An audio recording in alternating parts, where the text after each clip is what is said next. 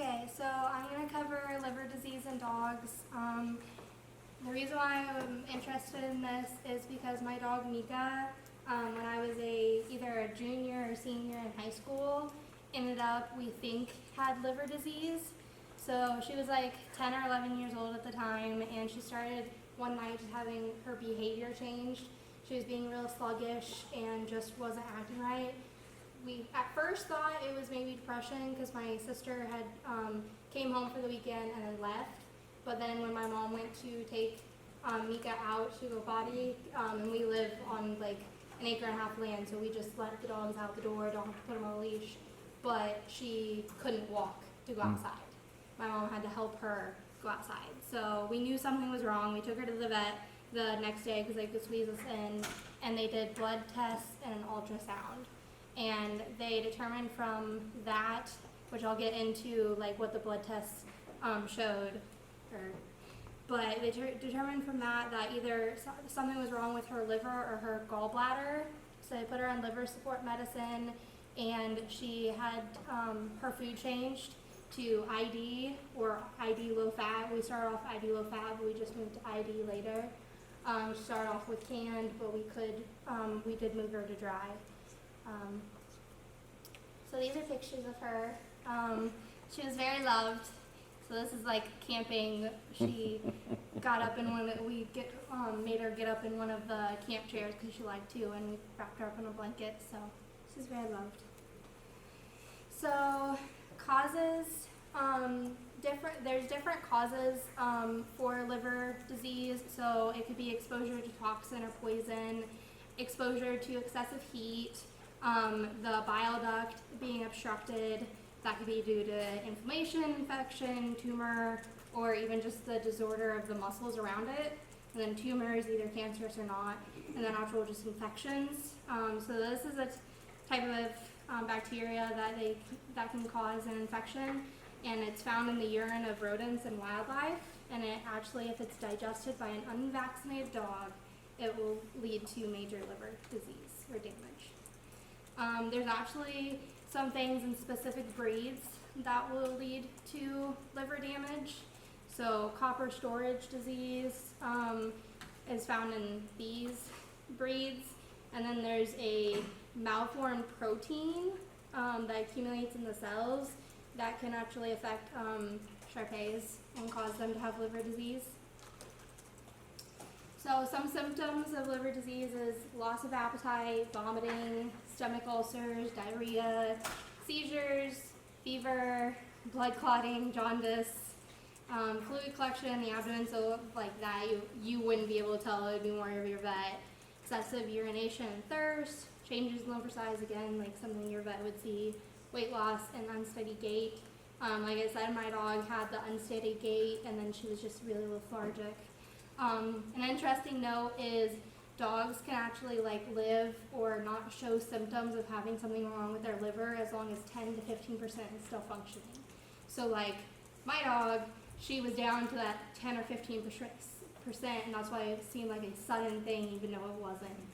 And then this is like a picture of a liver, and the main thing that was found in my dog through the ultrasound is that they saw like unusual like bile in the gallbladder, and that's why it was either something wrong with the liver or the gallbladder, but it was just it was abnormal.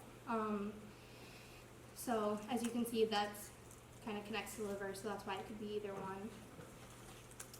Diagnosis, they'll take blood work, and so with that you're looking for elevated or abnormal enzyme levels, and then they'll actually look at a blood count to see if it's infection. Ultrasound, like what they did for Mika, and then X-ray, and that's looking for like scar tissue or tumors and stuff. So the elevated liver enzymes, which my dog showed and continued to show throughout her next couple years until she passed away.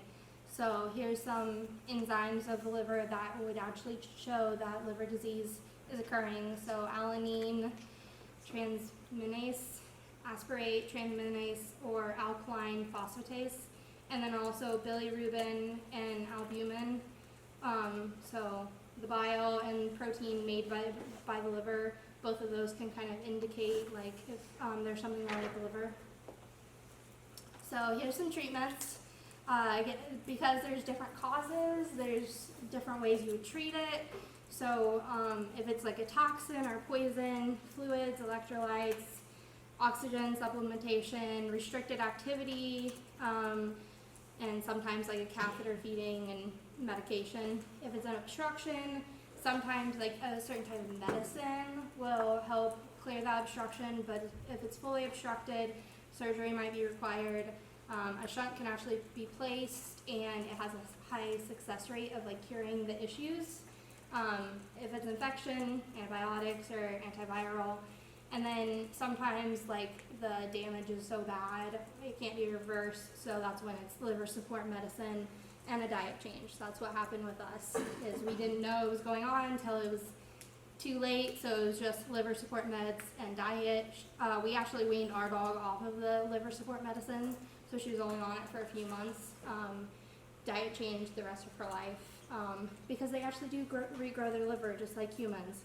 So we got her through until she was okay as far as the liver support medicine, but then we just didn't want her to regress. So, and then this is the liver support medicine. This is a type, and then I'm going to talk a little bit more about that. I'm pretty sure this is what we gave her. I actually remember, and I didn't call my vet to like see on the records, but it sounds about right. So it's given on an empty stomach, at least 1 hour before a meal.